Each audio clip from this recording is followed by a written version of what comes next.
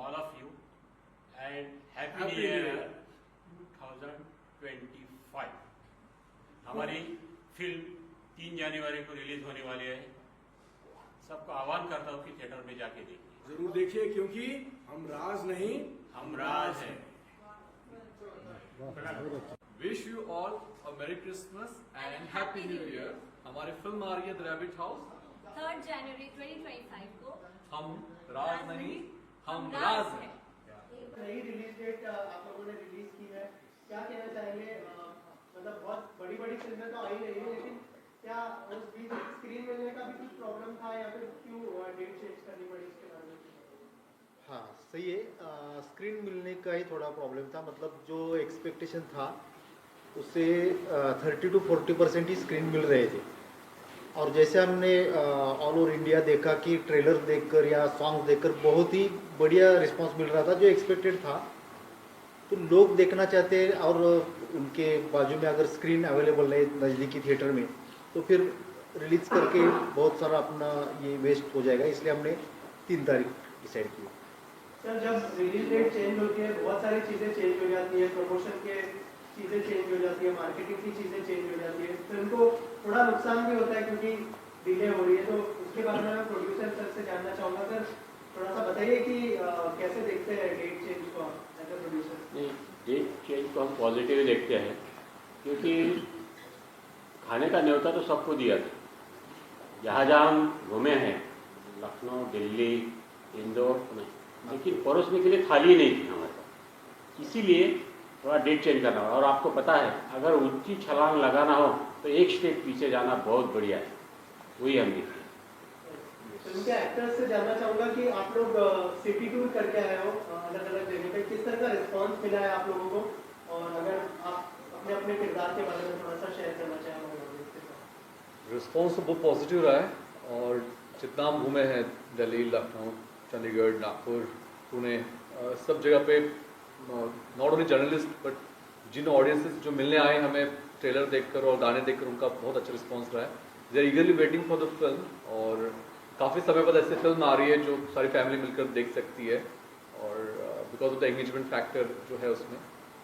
बाकी regarding my character, मैं इसमें श्रीकांत का कैरेक्टर करो, जो एक मेंटल डिसऑर्डर जिसे होता है, पेशेंट है, ऑब्सेसिव कंपल्सिव डिसऑर्डर और ADHD के ट्रेड्स है उसके बिहेवियर में, and how his relationship suffers, and then story goes into mysterious zone. इसकी कहानी है, बड़ा इंटरेस्टिंग है कैरेक्टर। बाकी स्टोरी के साथ बड़ा मजा आएगा आपको देखने में। इसका टाइटल आपने इंग्लिश में क्या? हिंदी में रख सकते थे, सही बात है, लेकिन द रैबिट हाउस ये जो है एक्चुअल प्लेस है हिमाचल प्रदेश में, जिसका नाम द रैबिट हाउस है, और वो जैसा है वैसा हमने लिया है। और बहुत सारी हिंदी फिल्मों के नाम आजकल क्या पहले से ही इंग्लिश में होते, ऐसा कुछ नहीं। और लैंग्वेज पहले भी ये फिल्म है ना, आधी मराठी में आधी हिंदी में होने वाली, तो लैंग्वेज सेकेंडरी थिंग थी पहले से ही। जो हम जिस भाषा में बोलते हैं, कभी कभी इंग्लिश वर्ड्स भी आते हैं ना मुंह में, तो बस ये सोचकर आगे बढ़ रहे हैं। सर, अगर किरदार के बारे में बताएं, क्योंकि मेरा सवाल अधूरा रह गया। मैं इसमें द रैबिट हाउस जो ओनर है विक्की भाई, वो कैरेक्टर प्ले कर रहा हूँ। और मतलब वो हिमाचल का ही रहने वाला है, और भोला वाला कैरेक्टर है, बहुत प्यारा सा, और जो अपने परिवार के लिए जीता है, और एक आर्टिस्ट भी है, कार्विंग का काम करता है। और गेस्ट हाउस शुरू किया है, वहाँ पे लोग आते हैं, उसका मकसद है कि उन लोगों को खुश करे, वो पूरा खुश होके जाएं और पूरे हिमाचल की और उसकी वादियों की उनकी तारीफ़ करें, और ताकि और भी लोग आएँ। इसी बीच में जो छोटा सा एक हादसा जो वहाँ हो जाता है, और उस हादसे को किसी भी तरह से वो अवॉइड करने की कोशिश करता है ताकि फैमिली को प्रोटेक्ट करे, क्योंकि हर कैरेक्टर में, हर इंसान में जो एक एनिमल क्वालिटी होती है, तो उसी तरह से विक्की भाई में भी एक एनिमल क्वालिटी बोल सकते हैं। तो जैसे उन्होंने नाम रखा है द रैबिट हाउस, तो ये उन्होंने खुद ही नाम रखा है, वो घर भी उस तरह से ही बनाया हुआ है। तो जैसे रैबिट का भी एक रहता है कि छोटे छोटे होल बना के अपनी फैमिली को प्रोटेक्ट करना, तो उस सिचुएशन में शायद वो वाली क्वालिटी विक्की भाई की बाहर आती है। और जितनी भी प्रॉब्लम्स होती हैं, चाहे वो पुलिस को इन्वॉल्व नहीं करना है या बाकी लोगों को इन्वॉल्व नहीं करना है, उन सब लोगों को दूर करके सिर्फ अपनी फैमिली को प्रोटेक्ट करने की पूरी कोशिश करता है। और काफ़ी हद तक सक्सेसफुल है। तो वो जो कैरेक्टर एंड कैसा रिस्पॉन्स रहा, आप लोग अलग अलग सिटीज में हुए, तो एज ए एक्टर आपको किस तरह का रिस्पॉन्स मिल रहा है लोगों से, अगर किस साल के बाद होता है? नमस्कार। मेरे किरदार का नाम है कोमल। तो उसके नाम की तरह ही कोमल सा कैरेक्टर है और प्यार से भरा हुआ है। मतलब ऐसा कह सकते हैं कि ये कैरेक्टर हर उस इंसान को रिप्रेजेंट करता है जो खुद की लड़ाई लड़ रहा है किसी दबाव से बाहर आने के लिए, खुद की ताकत को पहचानने के लिए। तो ऐसा अगर इंसान रैबिट हाउस में आ जाए और उसके साथ ये जो कैरेक्टर्स हैं उनके साथ उनका रिलेशनशिप कैसा होगा, ये इस फिल्म में दिखाया गया है। और आज तक ट्रेलर और 3 गाने रिलीज़ हुए हैं। ऑडियंसेस के साथ मतलब पर्सनल इंटरेक्शंस करने का भी चांस मिला जब हम सिटी टूर कर रहे थे, और उनकी आंखों में जो अफेक्शन दिख रहा था कैरेक्टर के प्रति, या फिर वो म्यूज़िक या फिर वो स्टोरी की क्यूरोसिटी जो उनकी आंखों में नज़र आ रही थी, वो मेरे लिए हाईलाइट था। बहुत मज़ा आया। मनोज सर, आपसे जानना चाहूँगा, 21 इंटरनेशनल अवार्ड्स मिले हैं, तो एज ए डायरेक्टर क्या कॉन्फिडेंस मिलता है थोड़ा कि थिएट्रिकल अगर आएगी तो लोग पसंद करेंगे फिल्म? जरूर जरूर, क्योंकि अवार्ड्स ये तो एक बात है कि चलो अवार्ड्स के लिए जूरीज होते हैं, क्रिटिक्स होते हैं, वो देखते हैं, सराहना करते हैं, फिर अवार्ड मिलता है। दूसरी साइड ये है कि फेस्टिवल्स में जहाँ जहाँ फिल्म गई तो सामने जो ऑडियंस था वो तो कॉमन ऑडियंस था, तो उनका रिस्पॉन्स ही इतना बढ़िया था कि वहीं पर कॉन्फिडेंस बढ़ गया था, खाली अवार्ड से नहीं, ऑडियंस के रिस्पॉन्स से। सर एज ए डायरेक्टर कैसा एक्सपीरियंस रहा पूरी फिल्म करने का, और अगर पता है कि क्या क्या चैलेंजेस आपको फेस करने पड़े as a director? Yes, as a director experience तो मतलब अगर हम कुछ एक्सप्रेस करना चाहते हैं और एक्सप्रेस करने का मौका मिलता है तो हम खाली हो जाते हैं ना, तो उस तरीके का ये एक्सपीरियंस था, ये पूरी जर्नी थी। चैलेंजेस तो थे ऑफकोर्स, क्योंकि हम जहाँ पर शूट कर रहे थे ये बहुत ही अनटच लोकेशन है, जहाँ पर ज़्यादा लोग आते जाते नहीं, रोड्स नहीं है अच्छे, क्योंकि वहाँ पर ज़्यादा व्हीकल्स ही नहीं है तो रोड अच्छे क्यों बनेंगे। तो और हमने जो लोकेशन वहाँ पर ढूंढे थे वहाँ पर ट्रैक करके जाना पड़ता था, तो फिर कभी कभी लैंडस्लाइडिंग होता था, जो क्लाइमेट हमने एक्सपेक्ट किया था वो तो वहाँ पर नहीं था।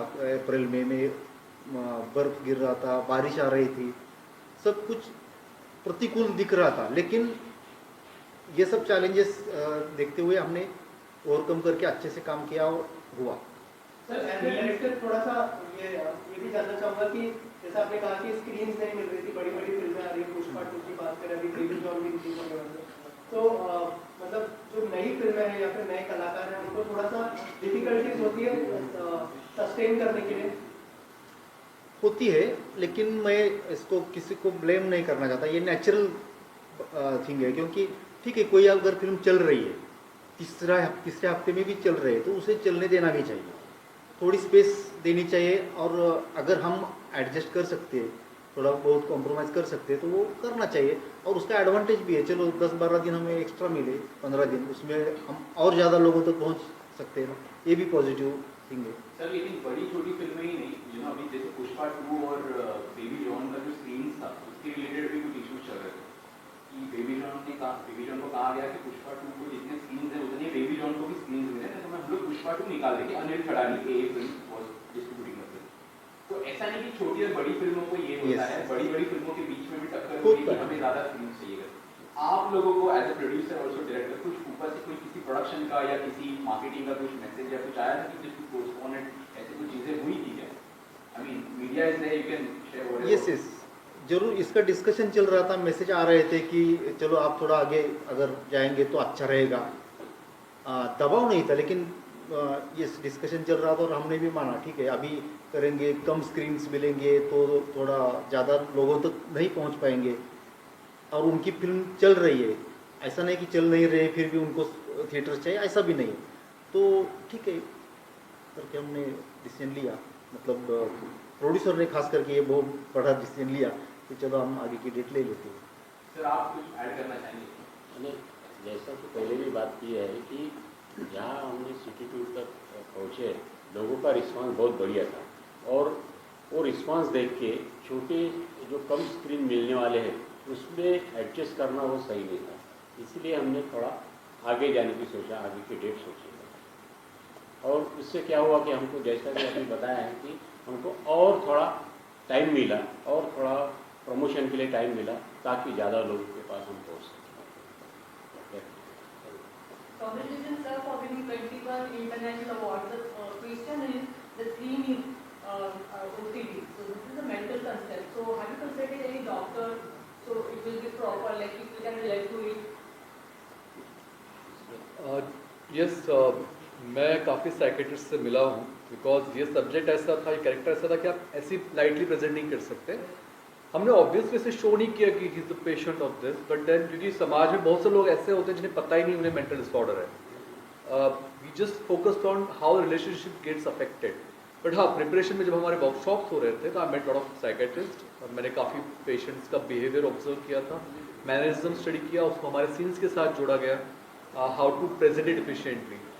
तो आई थिंक काफ़ी हद तक हम सक्सेसफुल रहे, क्योंकि कुछ डॉक्टर्स को भी हमने फिल्म दिखाई थी, they were very happy to see the patient, the way my character got develop, they were very happy that बड़ा एप्ट है, बड़ा मतलब परफेक्शन के करीब है, जिस तरह से पेशेंट्स होते हैं ऐसे।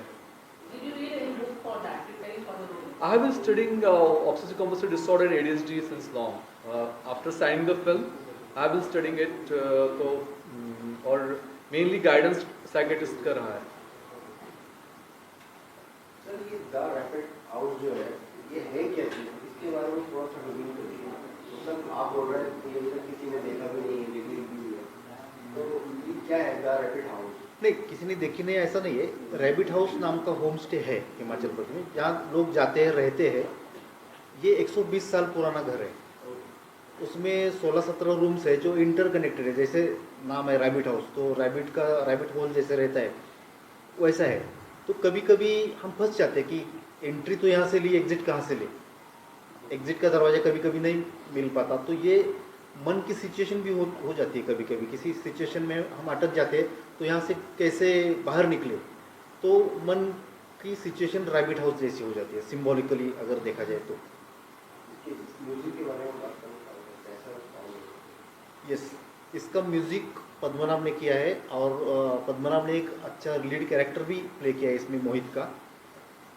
म्यूजिक आप अगर सुनेंगे तो बहुत ही अलग तरीके का बना है, क्योंकि उसमें हिमाचली फोक आया है, 2 हिमाचली फोक सॉन्ग है, कुलवी नाटी है, और बाकी जो हिंदी गाने हैं उसमें भी थोड़ा हिमाचली फ्लेवर आया है। तो बहुत दिनों के बाद आपको एक अलग टाइप का म्यूज़िक सुनने को मिल सकता है। इसमें एक गाना तो पापन ने गाया, बहुत ही बढ़िया गाया। पापन तो बहुत बड़े सिंगर है, तो उन्होंने गाया भी उसी लेवल से। और बैकग्राउंड म्यूज़िक जो है बहुत इम्पैक्ट करता है। फेस्टिवल्स में क्रिटिक्स ने उसकी सराहना की है कि बैकग्राउंड म्यूज़िक बहुत ही इम्पैक्ट ला रहा है, ऐसा करके। तो जैसे आपने बताया कि अलग-अलग वो जो स्क्रिप्ट लिखी गई थी, तो पहले ये सोच के लिखी थी या बाद में विषय? हाँ, इसकी स्टोरी इंटरेस्टिंग है कि हमारे डीओपी ने पहले लोकेशन देखा था, मैंने नहीं देखा था। तो उसने आकर बताया कि एक ऐसा ऐसा यूनिक लोकेशन है, अलग है, वहाँ पर ज़्यादा कोई जाता नहीं, तो अगर हम कुछ वहाँ कर सकते हैं तो उसने जो रैबिट हाउस का वर्णन किया तो उसमें स्टोरी आकार लेते गई। तो मैंने लिखी, पूरा स्क्रीन प्ले लिखा। फिर सर बोले कि चलो हम एक बार जाके आते हैं, अभी रेकी करके आते हैं, जैसे लिखा है वैसा सचमुच में है, विजिबल है नहीं है वो तो देखना चाहिए। तो फिर हम गए, तो ऑलमोस्ट 95% परफेक्ट था, 5% प्लस माइनस करना पड़ा। रैबिट हाउस में भी थोड़े चेंजेस हमने किए आर्ट डायरेक्शन में, तो एक 5% चेंजेस करने पड़े, बाकी तो एकदम 95% ओके। तो ये रैबिट हाउस के साथ आपने ये ओसीटी की तो मर्ज किया है, बहुत बढ़िया कंसेप्ट आप लेकर आए हो। तो ये जो ओसीटी आपके माइंड में आया कि इसको हम जो प्रेजेंट करना चाहते हैं, इसके पीछे कोई कहानी है, कोई ऐसा रीज़न है क्या, स्क्रीन क्या था कि हम इसको रैबिट हाउस में और ओसीटी को मर्ज करके बहुत बढ़िया फिल्म बनाए, जैसे कि अभी ट्रेलर से लग रहा है?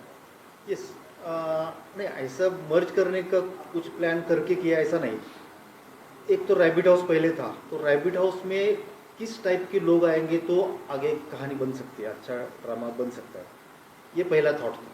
तो फिर कैरेक्टर्स आए, फिर OCD वगैरह उसको नाम बाद में आए, पहले कैरेक्टराइजेशन हुआ कि एक लोग होते हैं कि चलो उनको हर चीज़ परफेक्ट चाहिए होती है, तो उनका बैलेंस एक साइड में गया होता है जिसको हम मानसिक बीमारी कहते हैं। तो उससे अगर फिर अमित ने ज़्यादा रिसर्च किया कि चलो ये OCD किस टाइप का है, क्या है इसमें, कौन से ट्रेड से, तो अमित ने इस पर बहुत सारा स्टडी किया। इस तरीके से कैरेक्टर्स आते गए। और तो ये OCD जो है उसका आप मैसेज पब्लिक को देने का कुछ प्रयास कर रहे हो कि लोगों को अवेयरनेस हो कि ऐसी चीज़ होती है और इसके बारे में कुछ और अवेयरनेस दिया कि हम इसको हैंडल कैसे करें और इसको क्योर कुछ है क्या? कोई ऐसे कोई मैसेज? नहीं, इस पर कोई भी भाष्य हमने ऐसा नहीं किया है। जस्ट कैरेक्टर्स के लिए वो कैरेक्टराइजेशन के लिए इस्तेमाल किया है, कहानी सामने रखी है। हाँ, ऑडियंस के लिए ये हो सकता है कि हम खुद को किस कैरेक्टर में देख रहे हैं और हम किस तरीके से रिएक्ट होते हैं। अभी ऐसे देखा जाए तो सभी कैरेक्टर्स है ये मेरे अंदर भी है, मतलब जो कैरेक्टर मैंने लिखे तो कहीं कहीं मुझे ये श्रीकांत का कैरेक्टर भी मेरे अंदर है। कभी कभी सॉफ्टली रिएक्ट होता है लेकिन होता है। कोमल का कैरेक्टर भी मेरे अंदर है, मोहित का भी है। तो ऑडियंस भी उसी तरीके से खुद को फाइंड आउट करेगी कैरेक्टर्स में कि अरे ये मेरा कैरेक्टर है, मुझे ऐसा रिएक्ट नहीं होना चाहिए, ये हो सकता है। तो बात करते हैं श्रीकांत की, तो आपने कुछ जो रिसर्च किया आपने काफ़ी मेहनत की उसके ऊपर, जैसे बता था कि उसमें आपको क्या क्या समझ में आया कि मुझे क्या वो होना चाहिए, उसके ऊपर आपने फिर कैसे आपने उसके बारे में? एक तो बिहेवियर काफ़ी वियर्ड होता है, अनप्रेडिक्टेबल होता है, और गुस्सा आता है बड़ा इरेशनल होता है। जैसे नॉर्मल इंसान रैशनल गुस्सा आता है, उसे कुछ चीज़ उसके हिसाब से नहीं होती है। तो ऐसे कैरेक्टर्स का बिहेवियर काफ़ी रैशनल होता है। सामने वाला हमेशा विक्टिम ही बनता है इसमें, तो उसका is not able to find out कि क्या रिएक्ट कर रहा है बंदा, सामने वाला मेरा पार्टनर क्या सोच रहा है, तो हमेशा डिलेमा में रहेगा। सो और जैसे सर ने कहा कि ज़बरदस्ती मैसेज देने की कोशिश नहीं की है। पीपल विल, हमारी ऑडियंस लकीली इतनी सेंसिबल हो गई है आज की, आपको स्पून फीडिंग करने की ज़रूरत नहीं है। दे कैन अंडरस्टैंड देमसेल्फ कि भाई क्या लेना है क्या नहीं लेना है। And I think it's a high time हम ऐसा सब्जेक्ट एक्सप्लोर करें। ऑडियंस को जब आपने ये प्रेजेंट किया, आपने बहुत सारे शहर, कितने शहर आप घूमे थे और कितने लोगों से आपने अप्रोक्सीमेटली इंटरेक्ट किया था? हाँ, हम 100-200? नहीं, ज़्यादा ही, क्योंकि फेस्टिवल्स में भी बहुत एक फेस्टिवल में 400-500 लोगों से इंटरेक्शन होता था। तो इतने लोगों से जब आपने इंटरेक्ट किया तो हर आदमी इस पिक्चर को थोड़ा थोड़ा अलग अलग तरीके से दिखता होगा, उससे आपको भी कुछ समझ में आता होगा। कोई ऐसा इंसिडेंट, कोई ऐसी बात आप बता सकते हैं कि आपको ऑडियंस किस तरीके से इसको देखती है? हाँ, ये होता है कि जहाँ पर हमें समझो लाफ्टर एक्सपेक्टेड है, तो हमने देखा कि अरे कहीं और भी लाफ्टर्स आ रहे हैं जो हमने एक्सपेक्ट नहीं किया, ये भी आ रहे। कहीं कहीं जगह पर तालियां भी आती है जो एक्सपेक्टेड नहीं थी। तालियां बजाने ऐसा कुछ है या इस सीन में ऐसा नहीं लग रहा था, लेकिन लोग तालियां बजाते हैं। ये तो हमने देखा है, एक्सपीरियंस किया है। मैम, आप कुछ बता सकते हैं कि लोग आपको उसमें किस तरीके से देखते हैं और कैसा लगता था जब लोग आपको अलग अलग तरीके से देखते हैं? कोई किस तरीके से इंटरप्रेट करता है पिक्चर को, कोई कुछ और करता है? मेरा इंटरेक्शन ज़्यादातर लेडीज से हुआ है, क्योंकि वो मुझे आकर मतलब बहुत सिंपैथी से देखती थी कि कैसे आपने ये सब सहन किया, कैसे आप ऐसी कैसी रह पाई उस इंसान के साथ रैबिट हाउस में। तो ये प्यारा था बहुत, और वो कनेक्ट कर पाई खुद को उस कैरेक्टर से, वो बड़ी बात थी। बहुत अच्छी फिल्म बनाई है आपने, मतलब ट्रेलर से जैसे लग रहा है। ऑल द बेस्ट, आपको बहुत बहुत मुबारक हो। Thank you so much. उनकी तरफ से आपके लिए थैंक यू सो मच, सभी को धन्यवाद।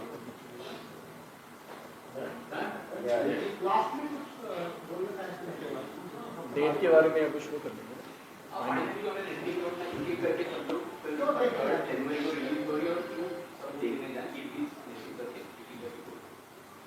चलिए रोल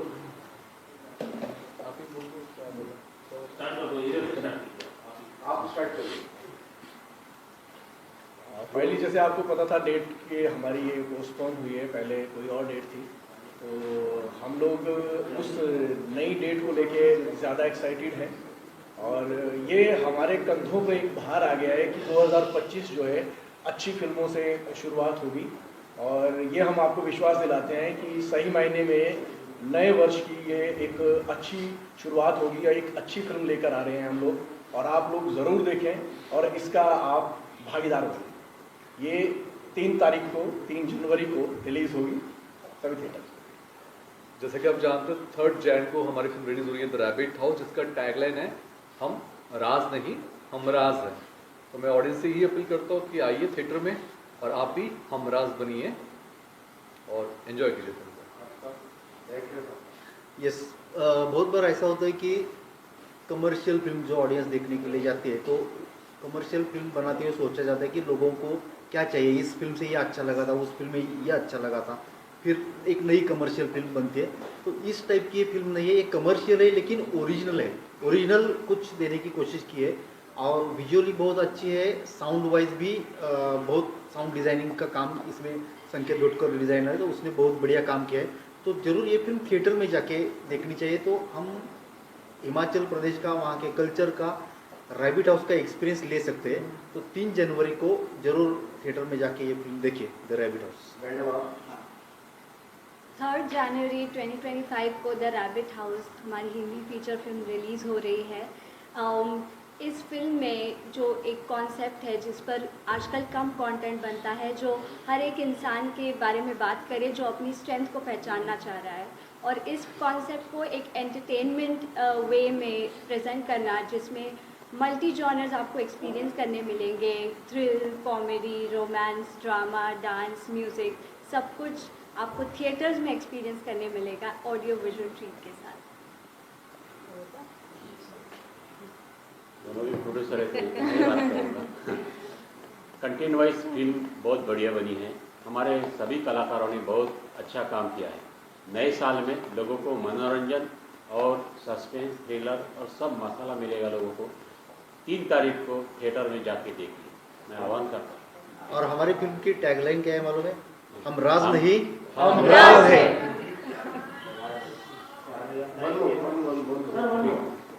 तू यस, कैमरा रोल 1 2 3 हम जोर से आवाज हम राज नहीं यस, हमारी फिल्म की टैगलाइन है हम राज नहीं हम राज है।